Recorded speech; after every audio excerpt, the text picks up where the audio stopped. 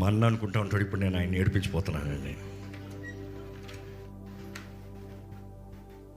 నేను మా అన్న మా మధ్య ఉన్న బంధం అదే ఇందాక చెప్తూ వచ్చాడు కదా. చిన్నప్పటి నుండి మా ఇద్దరికి ఉన్న బాండింగ్ వేరు, నాకు మైకిల్ అనుకున్న బాండింగ్ వేరు.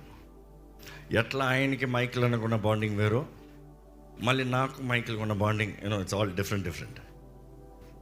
మైకిల్ అన్న చెప్పాడు కదా, ఎప్పుడు హీ ప్లేస్ సేఫ్ అనమాట, జాగ్రత్తగా ఆడతాడు.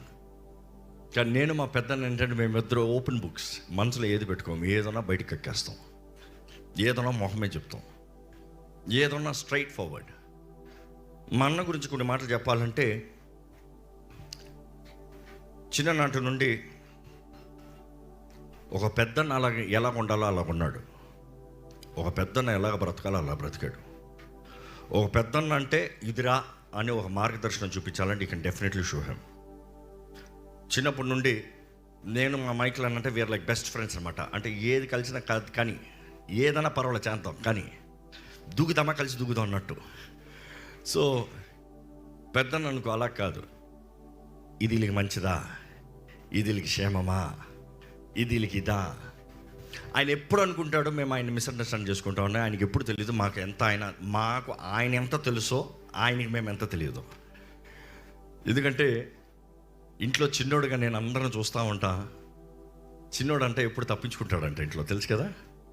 ఫస్టోడికి తిట్లు, ఎందుకంటే పేరెంటింగ్లో పిల్లల్ని పెంచే విధానంలో మొదటోడికి ఎక్స్పీరియన్స్, రెండోడికి ట్రయల్, మూడోడు వచ్చేటప్పటికి లైట్ తీసుకుంటారంట నిజంగా చెప్పాలంటే. ఎందుకంటే ఫస్టోడు గోడ మీద రాయనే బతని బాతుతారు, రెండోడు ఏదైనా చేశాడు రాయ్ అంటారు. ఎందుకంటే ఫస్టోడిని కొట్టినప్పుడు తల్లిదండ్రులకి కొట్టిన తర్వాత ఫీలింగ్ ఉంటుంది చూడండి. చేసిన వెంటనే ఆ కోపాన్ని కొట్టేస్తాం, కొట్టిన తర్వాత ఫీలింగ్ ఉంటుంది చూడండి. రెండోడిని కొంచెం, మూడోడు రాశాడు అనుకో లైట్. మా ఇంట్లో చూడాలి, మా నాన్నగారు అయితే గోడ మీద రాయనవ్వరు. నాకు అదే అలవాటు, మా పెద్దోడు కూడా బలిపడేది. రెండోడికి వచ్చేటప్పటికి ఇంకా అబ్బాయిలు కదా, మూడోది అమ్మాయి వచ్చేటప్పటికి నేను అంటాను, నేను అమ్మాయిని దగ్గరకు వెళ్ళను, నువ్వు వెళ్ళమ్మా అంట. ఇంకా నాలుగోది అనుకో, ఇప్పుడు మా ఇల్లు చూడాలి, ఎన్నిసార్లు సొన్నం కొట్టించినా మొత్తం గీతలు ఉంటాయి. నేను అనుకున్నాను, ఓహో చిన్నప్పుడు కూడా నేను ఇట్లా బ్రతికిపోయినా. ఆయన ట్రయలు, ఈయన మెయిన్ ఎక్స్ప్రెషను, రెండోది ట్రయలు, నేను సేఫ్. ఇంట్లో ముద్దు పెట్టను నేనే, ఇంట్లో నాన్నగారికి ఏమన్నా అమ్మగారికి ఏమన్నా ముద్దు పెట్టను నేను. ఇప్పుడు కూడా మా నాన్నగారు అంటారు, ఇంకా నా దృష్టిలో చిన్నోడురా అంటారు. మా నాన్నగారు అనేది ఒకటైతే మా పెద్దన్నే మొన్న కూడా నాకు కొన్ని సమస్యలు ఉన్నదప్పుడు మా నాన్నని, మా పెద్ద నేను, మా నేను అందరం కలిపి కాన్ఫరెన్స్ కాల్ మాట్లాడుతూ, ఇది నా సమస్య, ఇది అంటే నాన్నగారు ఎప్పుడు సైలెంట్గా వింటారు, ఎప్పుడు రెస్పాండ్ అవ్వరు. హీఈస్ ఆల్వేస్ ఎగ్జామినింగ్, ప్రార్థన చేస్తూ ఉంటారు. రెండో అన్నయ్య నువ్వు వచ్చి చూడాలరా అంటాడు ఎప్పుడు. కానీ మొదట అన్నయ్య తప్పు జరిగేంత వరకు 100 సార్లు తప్పు కానీ, ఏదైనా సమస్య కానీ, ఏదైనా పొరపాటు కానీ, ఎనీథింగ్ ముందు కాషన్ భయంకరంగా ఉంటుంది. ఉదాహరణకి మీకు అర్థమయ్యేలా చెప్పాలంటే, ఇక్కడ కరెంట్ ఉంది, రే ఇది కరెంటు, రే షాక్ కొడతారు, రే కరెంటు, రే షాక్ కొడతారు, ఇది 100 సార్లు చెప్తాడు. కొట్టిన తర్వాత మాత్రం నిమిషం ఆగడు, ఎక్కడ లేని ప్రేమ చూపిస్తాడు. సో మా పెద్ద నేను కూడా, మరి రెండో నేను ముందే చెప్పలేదా అంటాడు ఆయన. ఫస్ట్ చూస్తాం, కానీ మా ఫస్ట్ అనే మాత్రం తట్టుకోలేడు. ఆయన దృష్టిలో కూడా నేను ఇంకా చిన్నపిల్ల ఉన్నా, అందుకనే ఇక్కడ మీ దగ్గర మాట్లాడేటప్పుడు కూడా అట్లే మాట్లాడతాడు. నేను ఇంకా నా చిన్న బిడ్డ రాడు, ఏడ్చేస్తా ఉన్నాడు ఫోన్లో, నువ్వు ఇంకా చిన్నోడు రాడు, నీకెంట్రా ఇంత సమస్యలు, నీకెంట్రా ఇంత బాధలు. So but he can't really digest the fact. ఎందుకంటే చిన్నప్పుడు నుండి నా తమ్ముడు, నా తమ్ముడు, నా తమ్ముడు, నా తమ్ముడు, నా తమ్ముడు. మా అన్నను అర్థం చేసుకుంటాం చాలా కష్టం. ఈ రోజు వరకు ఈ ఆలయంలో ఉన్నవారు మీరు ఎంతమంది అర్థం చేసుకున్నారో లేదో నాకు తెలియదు, కానీ ఆయనను అర్థం చేసుకుంటాం చాలా కష్టం. ఎందుకు కష్టం అని చెప్పమంటారా? ఆయన మానవత్వాన్ని బట్టి కాదు, ఆయనకున్న పిలుపుని బట్టి, దేవుడు ఆయన కోరిన విధానాన్ని బట్టి, ఆయన రూపించబడిన విధానాన్ని బట్టి, ఆయనకి కలిగి ఉన్న ద రెస్పాన్సిబిలిటీని బట్టి.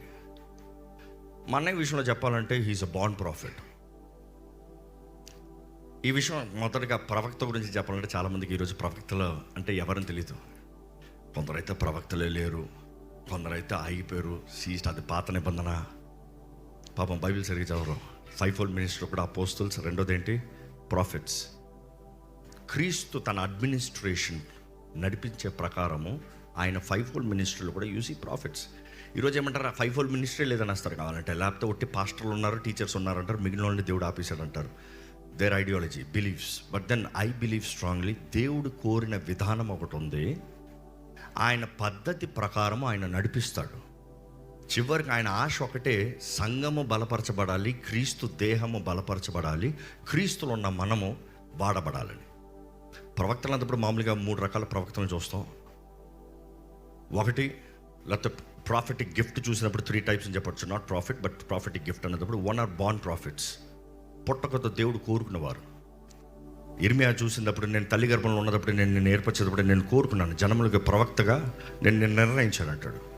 I have ordained you. So they are bond prophets. Elijah was a bond prophet. కానీ బైబిల్లో చూసినప్పుడు, ఆమోస్ గ్రంథంలో చూసినప్పుడు ఆమోస్ అంటాడు ఏమని 7:4 ఉంటుంది, నేను పుట్టకతో ప్రవక్తని కాదు, నేను ప్రవక్తని కాదు, నేను ప్రవక్త కుమారుని కాదు, ప్రవక్తలు స్కూల్లో రాలేదు, నేను ఏదో ఉద్యోగం చేసుకుంటున్నావాడిని, నేను పని చేసుకుంటున్నావాడిని, నేను వ్యవసాయం చేసుకుంటున్నావాడిని, నా గొర్రెలను కాసుకుంటున్నావాడిని, నన్ను దేవుడు పిలుచుకున్నాడు అని చెప్తాడు. So those are called prophets. రెండో రకం ఏంటంటే పిలవబడిన వారు. పుట్టకతో దేవుడు నిర్ణయించబడిన వారు కాదు, పిలవబడిన వారు. ఎందుకు పిలుస్తాడు అన్నప్పుడు, కొంతమంది ఏర్పరచబడిన వారు ఆ సమయంలో నిలబడకపోతే పిలుచుకుంటాడు. సింపుల్. ఇక్కడ పని చేస్తానికి కొంతమంది నిర్ణయించబడ్డారు, ఇక్కడ ఎవరు రాలేదనుకో, ఇక్కడ ఉన్న ఎవరైనా కొంచెం చేయవా అంటాం. So some are called prophets. బైబిల్లో ఇంకొక ఉదాహరణ చూడాలంటే, ఎలీషా 10 దున్నిస్తున్నాడు, 13ది ఆయన చేస్తున్నాడు, వాళ్ళ నాన్నది ఆయన చూసుకుంటున్నాడు. Is a business man. కానీ ఏలియా వచ్చి ఏం చేశాడు, అక్కడ మ్యాంటల్, తన పై వస్త్రాన్ని వేస్తున్నాడు. అక్కడ ప్రవక్తలు లేరా? అదే ఏలియా ఎలీషాని తీసుకుని వెళ్తూ అనేక స్థలాల్లో, 2 స్థలాలు బైబిల్లో చూస్తాం, ఆయన ఆగి, ఇక్కడ ప్రవక్తల స్కూల్ ఉంది, ద స్కూల్ ఆఫ్ ప్రాఫిట్స్, ఇక్కడ ప్రవక్తలు ఉన్నారు, వీరి మధ్యన ఉండిపో ఎలీషా అంటాడు. నేను ఉండను అంటాడు. అంటే ఆ ప్రవక్తల మధ్యలో దేవుడు ఎలీషాను కోరుకున్నాడు. So second rank called profits. 3వ రకం ఏంటంటే, పరిశుద్ధాత్మ వరములో అనుగ్రహించబడిన వరము ప్రవచన వరము. అది దేవుని ఆత్మ ద్వారా ప్రేరేపించబడి ఆ సమయంలో దేవుడు అనుగ్రహించే వాక్కు, అది కేవలం బలపరుస్తానికే కానీ it is not to destroy or reject or fight. ఇది కాదు. పాత నిబంధనలో పుట్టక ప్రవక్త చూస్తే కోపం వచ్చినప్పుడు ఎలీషా ఏం చేశాడు? ఆఫ్ కోర్స్ ఏలియా ఏం చేశాడు? ఆయన మాట్లాడే మాటకు అయిపోతుంది అక్కడ. That is the thing. Called profits కూడా అంతే. కానీ గిఫ్ట్ ఆఫ్ ద హోలీ స్పిరిట్లో చూసినప్పుడు it's not to use against, it's only to use for the bless. That is the difference. క్రీస్తు దేహాన్ని బలపరుస్తానికి, ఒకరిని బలపరుస్తానికి మాత్రమే కాదు, కానీ నాశనం చేస్తానికి కాదు. సో మా అన్న విషయంలో చెప్పాలంటే, నేను ఎందుకు ఈ ఎక్స్ప్లెనేషన్ ఇస్తానంటే, చాలామందికి ఏం చెప్తానో మా అర్థం కాదు, అర్థం అవ్వాలన్న దాని కొరకు వివరణ ఇస్తున్నా. హీఈస్ అ బాండ్ ప్రాఫిట్. తల్లి గర్భంలో ఏర్పరుస్తాను ముందే దేవుడు తల్లికి తెలియజేశాడు, మా అమ్మకి తెలియజేశాడు, మా అమ్మకి చెప్పాడు దేవుడు, నేను ఒక ప్రవక్తను ఇస్తున్నానని. ఎంతోమంది ఆయన మీద ప్రవచించారు. ఇన్ఫ్యాక్ట్ ఆయన పేరు ఈరోజు జోసెఫ్ ప్రకాష్, కానీ ఆయనకి ఇష్టమైన పేరు ఒకటి ఉంది, జోసెఫ్ శామ్యుయల్. ఆయనకి జోసెఫ్ శామ్యుయల్ ఉండాలని ఎంతో ఆశపడ్డాడు. ఆయన ఎందుకు ఆశపడ్డాడు ఆయనకి తెలియలే. You see, the gift that you have always attracts the same. అర్థమవుతుందా? జోసెఫ్ బర్త్ సర్టిఫికేట్ అదే రాసించావా? Super, okay. సో ఆయన్ని డెడికేట్ చేసినప్పుడు జోసెఫ్ శామ్యుయల్ అన్న ప్రకారమే వచ్చింది అక్కడ ప్రవచన వాకు. కానీ ఈరోజు జోసెఫ్ ప్రకాష్ ఎడిట్ అయిపోయింది. But the calling is there. The gifts and the calling are without repentance. దేవుడు కోరినది, దేవుడు ఇచ్చినది. నేను ఎందుకు ఈ ప్రవక్త అన్న మాట స్టార్ట్ చేశానంటే, జ్ఞాపకం ఉందా? నేను మళ్ళీ స్టార్టింగ్ వెళ్తా. ఆయనను అర్థం చేసుకుంటాం కష్టం. ఒక ప్రవక్త ఎప్పుడు మనుషులకి సులభంగా అర్థం కాడు.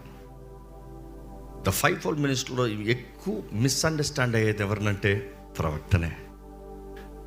ప్రవక్త అనేక సార్లు మనకి జరగబోయే అంటే కృపావరంలో దేవుడి ఇన్స్పిరేషన్లు కలుగుతాం వేరు, కానీ ఒక ప్రవక్త అని వచ్చినప్పుడు మంచి గురించి మాత్రం రాడు, జరగబోయే కీడు గురించి కూడా మాట్లాడతాడు. మన గురించి ఎవరైనా కీడు చెప్తున్నారంటే ఇష్టమా మీకు? సో ఆబ్వియస్లీ ఇష్టం ఉండదు. So that is the instinct that he has got. ఆయన చాలా వరకు గుర్తెరగలేదు, నేను ఎప్పుడు నుండో చెప్తూనే ఉంటా.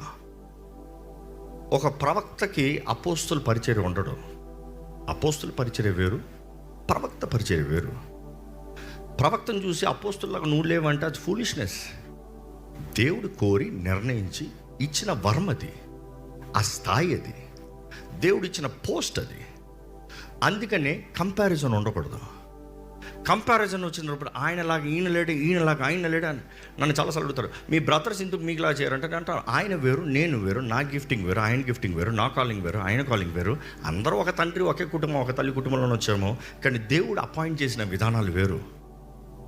అయినా ఒకటి అంటాను నేను, అయ్యా మేము 1000 గొర్రెల మధ్యలో ఉండి గొర్రెలు చూసుకుంటున్నామేమో, కానీ ప్రవక్త ఏంటి తెలుసా, దేవుని సన్నిధిలో గడిపి దేవుని దగ్గర నుండి వాక్ తీసుకుని ఇక్కడికి వచ్చి చెప్పి వెళ్ళిపోతాడు. విచ్ మీన్స్ దేవుని పక్కన ఉండేవాడు. సో ఈయన ఎక్కువ చూస్తున్నాడా అనొద్దు. ఆయన పోస్ట్ కూడా అట్లా కంపారిజన్ చేసుకుంటే ఒకరికొకరు వాదించుకుంటూనే పోవచ్చు. కానీ ఎవ్రీ మినిస్ట్రీ చూసి దేవుడు 5-fold మినిస్ట్రీ చూసినప్పుడు, యేసు ప్రభు దేహములో ద బాడీ ఆఫ్ క్రైస్ట్లో చూసినప్పుడు ద అడ్మినిస్ట్రేషన్ ఉంటుంది ఇంగ్లీష్ బైబిల్ అయితే. ఏంటంటే 5-fold మినిస్ట్రీ చూసినప్పుడు అపోస్తల్స్, ప్రాఫిట్స్, పాస్టర్స్ అంటే షెపర్డ్స్ కాపర్లు, నెక్స్ట్ టీచర్స్, దాని నెక్స్ట్ ఎప్పుడు తెలీదా, ఇవాంజలిస్ట్. కొంతమంది కేవలం అట్లా వచ్చి స్వార్థ చెప్పి వెళ్ళిపోతారు, కొంతమంది నేర్పిస్తూ వస్తారు, కొంతమంది మందన కాస్తున్నట్టు మీ దగ్గరే ఉంటారు, మీ చుట్టే తిరుగుతారు. కొంతమంది అట్లొచ్చి దేవుడు ఇది చెప్పమంటున్నాడు, ఇది జరగబోతుంది, ఇది అవుతుంది, డిసపియర్. కొంతమంది అపోస్తలు, they are visionaries, they partition, impart, they are ఇంకా ఎక్స్పాండ్ చేసుకుంటే ఎస్టాబ్లిష్ చేసుకుంటూ వెళ్ళిపోతారు. కాపర్ నా పక్కనే ఉన్నాడే, ప్రవక్త కనబడాడంటే అవ్వదు. కాపర్ నా పక్కనే ఉన్నాడే, ఈయన అపోస్తులు వెళ్ళిపోతూనే ఉన్నాడే ఇంకో చోటకి నన్ను కలవడంటే అవ్వదు. ఒక్కొక్కరికి ఒక్కొక్క వరం, ఒక్కొక్కరికి ఒక్కొక్క పిలుపు. కానీ దేవుడు ఇచ్చిన పిలుపుని గుర్తెరుగుతాం. అంతే ఇందాక మైక్లో నేను చక్కగా చెప్తూ వచ్చాడు, we need to have vision. దేవుడు నాకు తెలియజేస్తుంది, సామెతలు చూస్తాం, దృష్టి లేకపోతే నశించిపోతారంట. మనం ఈ లోకంలో చూసినప్పుడు, అందులను చూసినప్పుడు చాలాసార్లు వీళ్ళు అందులు అయ్యో పాపం అంటాం. కానీ నేను అందులు చూసినప్పుడు అంటాను, అయ్యా వాళ్ళు మనకన్నా బెటర్ అయ్యా.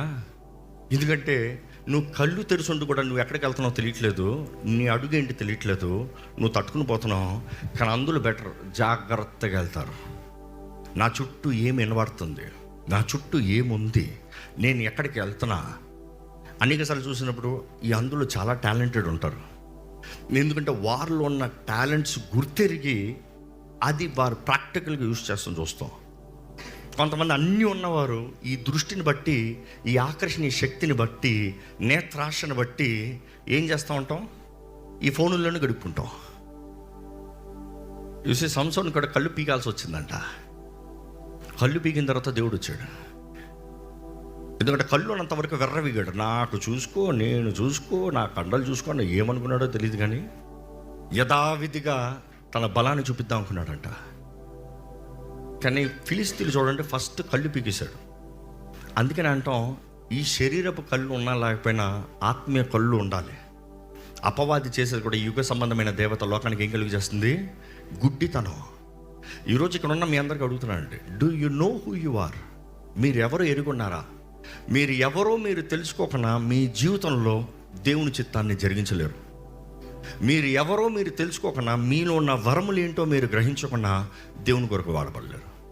కమింగ్ బ్యాక్, మా అన్నయ్య గురించి రావాలంటే ఈజ్ క్వైట్ మిస్అండర్స్టూడ్ అందరు బట్టి. ఎందుకంటే ఆయన మనసులో ఏదైనా దేవుడు ప్రేరేపించాడు, మొహమాట లేకుండా మొహమే చెప్పేస్తాడు. కొన్నిసార్లు నేను సంతోషపడే సమయం ఉండొచ్చు, ఆ మొహం ఇప్పుడే చెప్పాలా, ప్రవక్త చెప్పాల్సిన టైంలో చెప్పకపోతే డేంజర్ జాగ్రత్త. నేను ఇంకా అక్కడున్నాను, గోత్ అక్కడుందని చెప్తానికి, నేను ఇక్కడ ఉన్నదప్పుడు అక్కడ గోత్ అని చెప్తాను. అవసరం ఏంటి? నువ్వు కంట్రోల్లో ఉండటానికి, నువ్వు జాగ్రత్త పడటానికి. మా వదిన ఒక మాట చెప్పారు, నేను ఇంతకు ఇంటిని వచ్చాను, ఆయన ఎప్పుడు పొగడరు. అది మా నాన్నగారి బుద్ధి. ఎప్పుడు పొగడరు. మా నాన్నగారు, మా పెద్దనే. ఈరోజు నన్ను అంటారు, ఆయన కాంట్రవర్షియల్ గా, మీ అందరూ తెలుసు. నన్ను అందరూ ఇదేంటి, అదేంటి, ఈడేంటి. అసలు చాలా కొంతమంది ఇంత మిమ్మల్ని మాట్లాడినా ఎప్పుడు ఫీల్ అవ్వరా? ఎందుకు తెలుసా? విమర్శనలు ఎప్పుడు నాకు ఎక్కువ. ఎందుకంటే బెస్ట్ ఆఫ్ ద విమర్శనలు అయిపోయి, దేవుడు చిన్నప్పటి నుండి ఇంటెన్సివ్ మిలిటరీ ట్రైనింగ్లో పెంచాడు నన్ను. అంటే విమర్శల ట్రైనింగ్లో పెంచాడు. అంటే మా నాన్నగారు ఎట్లా అంటే, మా అన్నయ్య కూడా అంతే. మీకు తెలిసి ఉంటుంది, సంఘానికి బాగా తెలిసి ఉంటుంది. ఇదంతా చక్కగా చేసావు, గుడ్ అన్న మాట ఎప్పుడు రాదు. ఏమంటారు తెలుసా? ఇది ఎందుకు పైకి ఉంది, కింద ఉండాలి కదా. రైటే. నువ్వేం ఎక్స్పెక్ట్ చేస్తున్నావు? ఇంత కష్టపడ్డానే, బాగుందని చెప్పచ్చుగా. You say that is the difference. కానీ ఈరోజు మైక్లోనే అదే అన్నాడు, మేము వారి కింద ఉన్నంత వరకు, మా నాన్నగారి కింద ఉన్నంత వరకు, మా అన్నయ్యతో కలిసి జీవించినంత వరకు, మాకు వివాహమై 4 years, 4 years వరకు అందరు కుటుంబాలు కలిసే ఉన్నాం. ఒకే చోట ఉన్నాం, ఒకే ఇంట్లో ఉన్నాను. ఒకే ఇంట్లో పక్కన ఆపోజిట్. ఇటువైపు నేను నాన్నగారు, ఇటువైపు మా పెద్దన్నయ్య మైక్లోనే. దాని తర్వాత నాన్నగారు జోన్ ఎక్స్చేంజ్ అయ్యారు. బట్ దెన్ అందరూ ఒకే చోట ఉన్నాం. ఒకే డైనింగ్ టేబుల్ దగ్గర కూర్చుని తింటాం. ఒకే ఫ్యామిలీ ప్రేయర్ అందరు కలిసి చేసుకుంటాం. ఇట్స్ ఆల్ కలిసే. బట్ దెన్ అప్పుడు ఉన్నంత వరకు కూడా ఇదే ఉంటుంది, స్కూట్నీ ఉంటుంది. సో మాకు చిన్నప్పటి నుండి పొగడతలు ఎప్పుడు ఎక్కువ. ఎందుకంటే ఎక్స్పెక్టేషన్ ఎప్పుడు లేదు. నువ్వు ఎంత చేసినా నెక్స్ట్ ఏమొస్తుందో నీకు తెలుసు. సో అదేదో ముందే నువ్వు చూస్తావు అన్నమాట. అంత చెప్పినా కూడా, ఇప్పుడు చెప్పాం కదా, ఇది కొంచెం పక్కకి జరిగి ఉంటే బాగుండు, అంతా వస్తుంది నెక్స్ట్. కానీ ఈరోజు అంటాను, మా అన్న అంటాడు ఐఎమ్ ప్రౌడ్ ఆఫ్ యూ అంటాడు. మా నాన్నగారు అంటారు ఐఎమ్ ప్రౌడ్ ఆఫ్ యూ అంటారు. ఈరోజు నేను చేసిన, కానీ I'm thankful to both of them. మా నాన్నగారికి, మా అన్నగారికి ఐఎమ్ వెరీ థ్యాంక్ఫుల్. ఎందుకు? నన్ను అలాగా స్కూట్ని చేస్తంలో చెక్కబడ్డా, మలచబడ్డా. చెక్కేటప్పుడు నొప్పి ఎక్కువ ఉంటుంది, మామూలుగా కాదు. బట్ దెన్ ఆ టైంలో చాలామందికి అర్థం కాదు.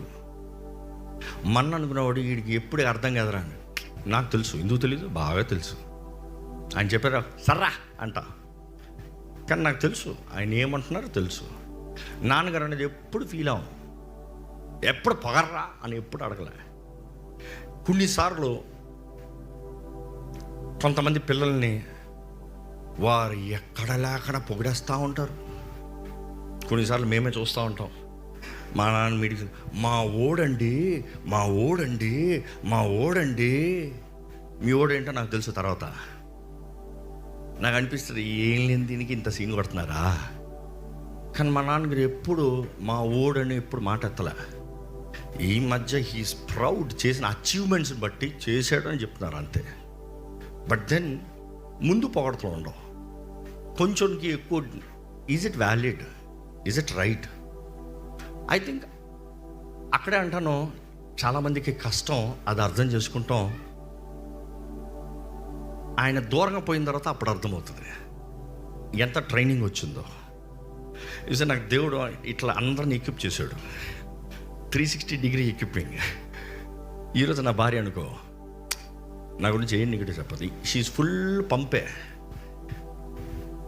కానీ పంపు కొట్టినా నాకు ఎట్లా ఉంటుంది అంటే, మనసులో అనిపిస్తుంది, సరే ఎంత ప్రేమ ఉందిరా, సరే ప్రేమిస్తుంది కానీ మంచిగా అనిపిస్తుంది. కానీ but I go down to the kneeling position. దేవా, అందుకని నేను ఈరోజు నా తప్పులు, నా పొరపాట్లు, నేను ఏదైనా మీటింగ్లో ఏదైనా మిస్ అయ్యి ఉన్నా, ఏదైనా అరేంజ్మెంట్స్ నేను చెప్తాను, ఇది ఇట్లా చేసి ఉంటే బాగుంటుంది, ఇట్లా తనంటే ఇది బాగుందండి, నీకు బాగుంది, నాకు బాగా, నీకు ఓకే, నాకు ఓకే కాదు. Because I think we have not done what we planned for. So ఈరోజు నిజంగా కఠిన తరపీదు అందరు కోరరు. కానీ అందరు కోరరు అంటే ఇచ్చేవాళ్ళు ఉండాలి కదా. ఇచ్చేవాళ్ళు ఉండాలన్నప్పుడు ఇలాంటి వాళ్ళు ఉండాలి కదా. కానీ అలాంటి వాళ్ళని ఎవరు కోరరు. మీరే చెప్పండి, 10 మంది మిమ్మల్ని మెప్పించే వారి దగ్గర మీరు చేసిన ప్రాజెక్ట్ని వీడియో పంపిస్తారా? మిమ్మల్ని క్రిటిసైజ్ చేసే వారి దగ్గర మీ వీడియో పంపిస్తారా? You see, I always say criticism is not bad, let it be constructive criticism. Constructive criticism is very important in life. ప్రతి వ్యక్తి జీవితంలో కన్స్ట్రక్టివ్ క్రిటిసిజం లేకపోతే ప్రయోజకుడు అవ్వడం. కన్స్ట్రక్టివ్ క్రిటిసిజం అనేది చాలా ముఖ్యం. నెగిటివ్ క్రిటిసిజం ఏంటి తెలుసా? డిస్ట్రక్టివ్ క్రిటిసిజం ఏంటి తెలుసా? ఒకరిని నాశనం చేసేలాగా చేస్తాం, ఒకడు ఆపివేసేలాగా చేస్తాం. ఈరోజు లోకంలో విమర్శలన్నీ నాశనం చేయాలని పాడవాలని. బైబిల్లో ఒకే మాట ఉంటుంది, క్రిటిసైజ్ చేయొద్దు కాదు, నీ పొరుగు వాడిని గద్దించద్దు కాదు, అసలు నువ్వు గద్దించాలంటే నీకు ప్రేమ ఉండాలంట. వాక్యంలో క్లియర్గా రాయబడింది. ప్రేమ లేకపోతే గద్దించద్దంట. ప్రేమ ఏంటి? బాగుపడాలని, మేలు చేయాలని, వర్ధిల్లాలని, సఫలత ఉండాలి అనే దాన్ని బట్టి మాట్లాడతాం. సో ప్రేమతో గద్దించినప్పుడు ద ఎక్స్ప్రెషన్ ఇస్ డిఫరెంట్. అందరూ ఒకేలా కోరలేము. ప్రేమతో గర్జించంటే కొంతమంది చక్కగా, అయ్యా నువ్వు ఇట్లా చేస్తాం తప్పయ్యా, ఇది ఇట్లా చేయాలయ్యా, ఇట్లా చేయకూడదయ్యా, ఇది ఇదయ్యా, ఈ విధానాన్ని మార్చుకుని ఇలాగ వెళ్తామయ్యా, keep continuing what you're doing అని చెప్తాం. కానీ అందరూ అట్లా కోరుతారు, అందరూ అట్లా ఉండరు. కొన్నిసార్లు ఆ హార్ష్ వర్డ్ వస్తుంది అంతే. కానీ ఆ హార్ష్ వర్డ్ వెనకాల నీ ఇంటెన్షన్, ఇచ్చేవాడు ఇంటెన్షన్ ఏంటో చూసుకోలే. లేకపోతే దేవుడు అన్నాడు, నువ్వు తీర్పు తీరుస్తావంటే సేమ్ మెజర్లో నీకు తిరిగి ఇస్తాడంట. ఎప్పుడు జ్ఞాపకం చేసుకోదాం, దేవుడు హృదయ రహస్యాలు ఎరుకున్న దేవుడు. ప్రేమించిన తల్లి బిడ్డని క్రమశిక్ష పరుస్తుంది. ప్రేమించిన తండ్రి, వాక్యం చెప్తుంది ఏంటి? బెత్తం వాడతాడంట. ఏంటి? ఎప్పుడైనా చదివరా వాక్యం? ప్రేమించిన తండ్రి బెత్తం వాడతాడంట. ఎందుకు బెత్తం వాడతాడు? పిల్లడంటే ఇష్టం లేదనా? వాడు బాగుపడాలని, వాడు విధానాన్ని మార్చుకోవాలని. మా అన్నయ్య జీవితంలో చూసినప్పుడు he is always concerned about everybody. I think ఒక ప్రాఫిటిక్ గిఫ్ట్ ఉన్న వ్యక్తికి ఎట్లా ఉంటుందంటే, దేవుడు బయలుపరుస్తాం. ఇందాక చెప్పారు కదా, మైకిల్ ఒకడే రాకూడదు, మైకిల్తో పాటు మమ్మీ రావాలి, సంథింగ్ యాక్సిడెంట్, సంథింగ్ ఏదో నెగిటివ్, మమ్మీ నువ్వు రావాల్సిందే ఫోర్స్ చేసుకుని. So it's hard. మా మమ్మీ ఇట్స్ గాట్ వీక్నెసెస్. ఆ వీక్నెసెస్లో అంతసేపు కూర్చుని ఒక 4.5 గంటల 5 గంటల సేపు ఇక్కడికి రావాలన్నప్పుడు ఇట్స్ అ బిగ్ ఛాలెంజ్. ఆయన కూడా రావాలి అని ఎంఫసైజ్ చేశారంటే there is some reason. He's got that instinct. A prophet will always have an instinct. అక్కడ దేవుడు బయలుపరుస్తాం, దేవుడు తెలియజేస్తాం. మా అన్నయ్యలో చేసినప్పుడు ఆయన లైన్ దాటాడండి.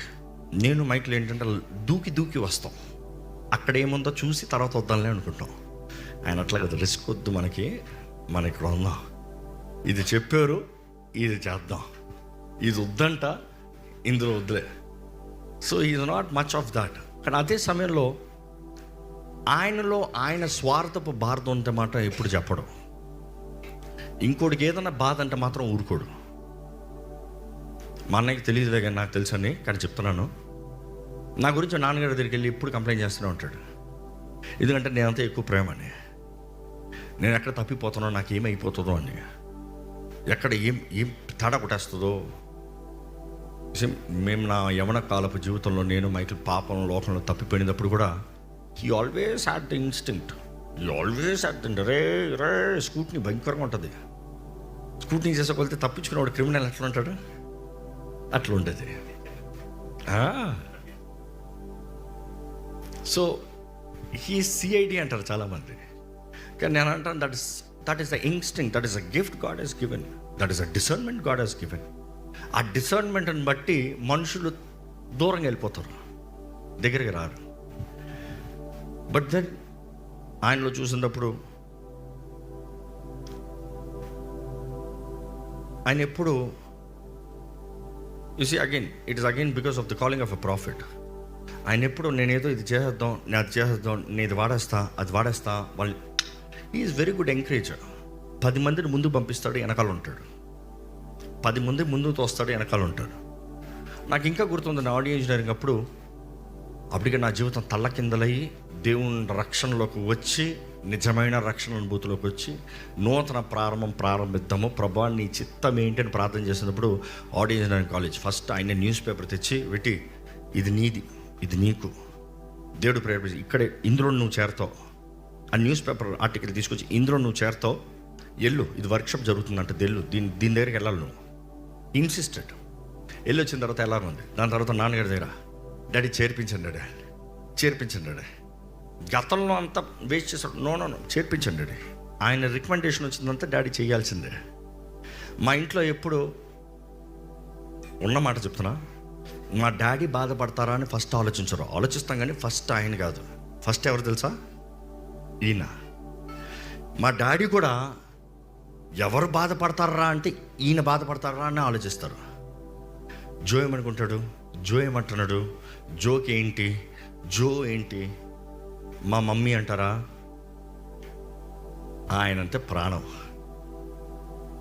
ఎవరు లేకపోయినా బ్రతుకుతారు. కానీ అనేక సంవత్సరాలు నా దగ్గర ఉన్నారు,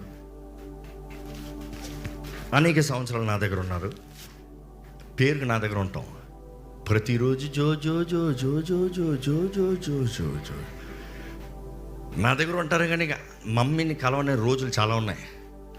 మమ్మీ పడుకుని ఉంటారు, నేను పొద్దుట వెళ్ళిపోతాను, మళ్ళీ వస్తాను, మమ్మీ పడుకుని ఉంటారు. కలవతానికి కూడా టైం ఉండదు.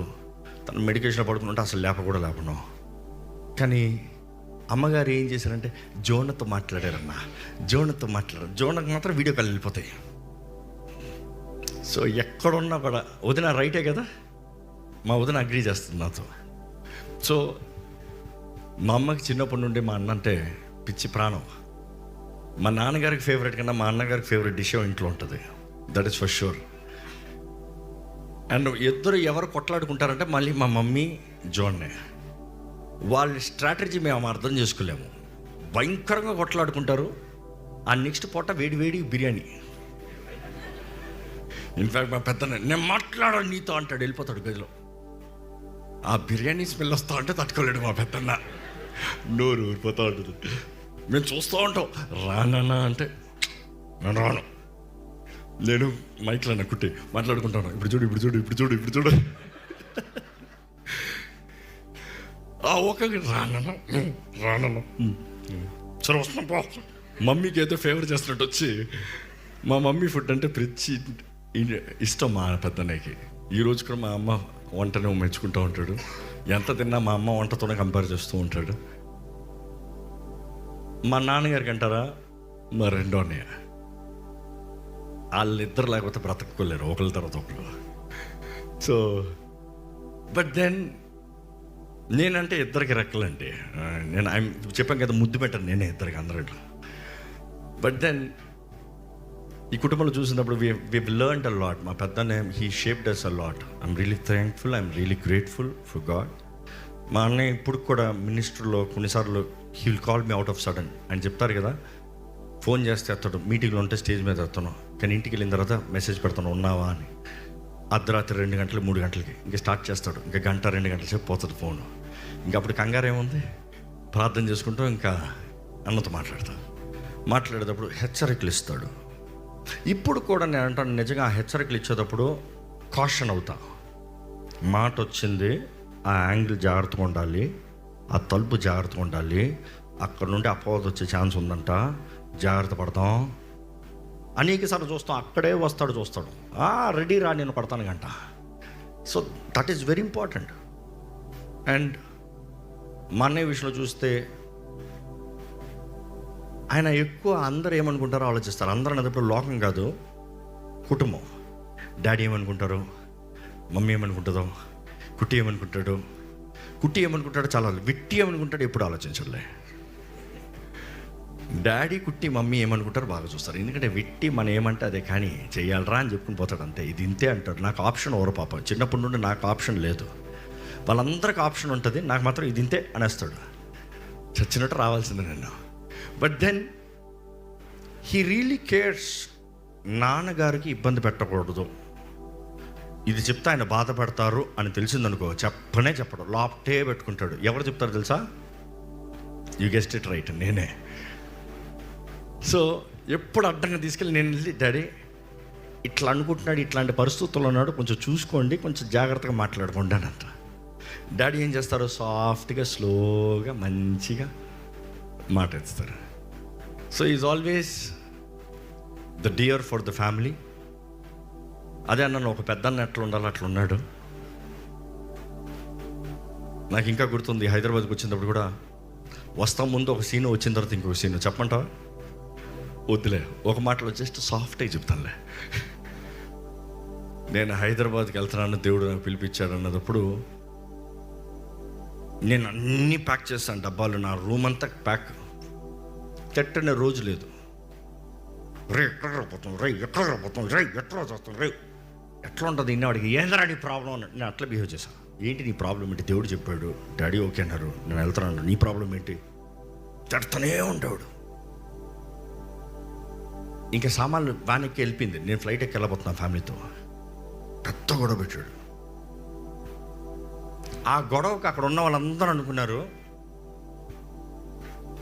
అంటే ఆయన మాట్లాడే తీరు అలాగ ఉంటుంది. మనిషి హృదయం తెలుసుకుంటేనే మాటలు అర్థమవుతుంది, ట్రాన్స్లేషన్ అవుతుంది. అదే ఇందాక అన్నాం, చుట్టూ ఉన్న వాళ్ళందరికీ వేరేలాగా ఉంటుంది, మాకు అర్థమైపోతుంది. ఆయన తిట్టిన తిట్లకి అన్నింటికి నేనేం ఫీల్ అవ్వలే.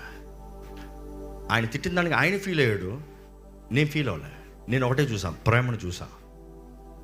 నాకేమైనా అయిపోతుందేమో, నాకేమైనా కీడు అవుతుందేమో, నాకేదైనా జరుగుతుందేమో. He was scared. I could see the concern. But బయటికి ఆ ప్రేమ వచ్చేటప్పుడు నిజంగా హార్ష్గా వచ్చింది, చాలా హార్ష్గా వచ్చింది. అండ్ ఆయన ప్రేమలో ఆయన మాట వింటలేదంటే, మాట వినకపోతే ఏం చేస్తాం? ఇంకా అరిచేస్తాం. But then I always knew it is out of love. కాబట్టి మనసులో ఏం పెట్టుకోము, దులిపేస్తాం. కానీ వచ్చిన తర్వాత కూడా ప్రోత్సాహపరిచింది. ఫస్ట్ నన్ను చూస్తానికి వచ్చింది మా పెద్దనే,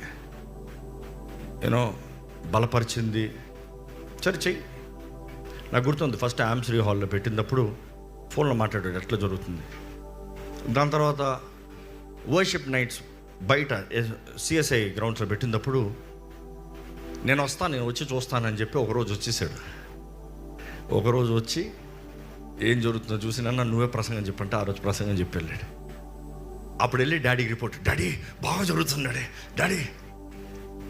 I'm telling you, my dad never asked how you're doing, how's things, what is happening, not a word. అప్పుడు ఎస్పీజీలో కూడా నాన్నగారు రాలే, ఆమ్స్టర్లో రాలే, ఎస్పీజీలో రాలే. హరిహర కళభవన్కి వెళ్ళాను, అక్కడ కూడా రాలే. ఎప్పుడు వచ్చారు తెలుసా? హరిహర కళలో లార్డ్ చర్చ్ స్టార్ట్ అయిన తర్వాత వచ్చారు. After the lord church start. అప్పటికి సంఘం బాగా విస్తరించినప్పుడు ఓకే మనోడు సరిగా చేస్తున్నాడు. కానీ పంపించింది ఎవరు? ఈయనే.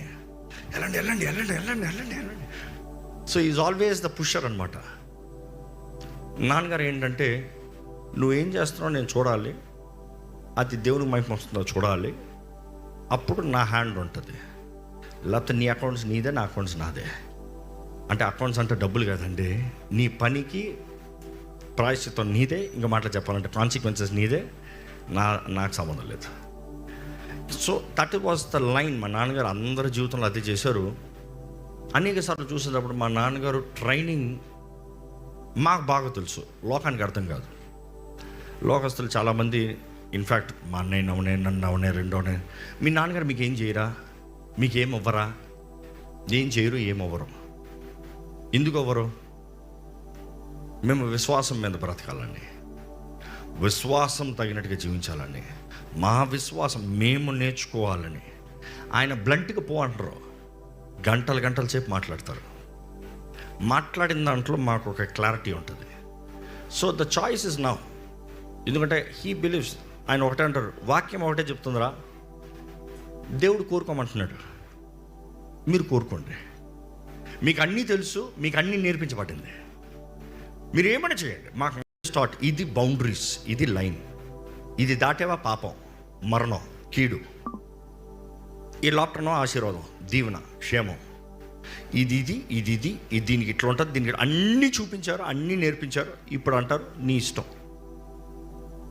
So I think that is where మేము దేవుని చిత్తాన్ని వెతుకుతానికి మాకు అవకాశం దొరికింది.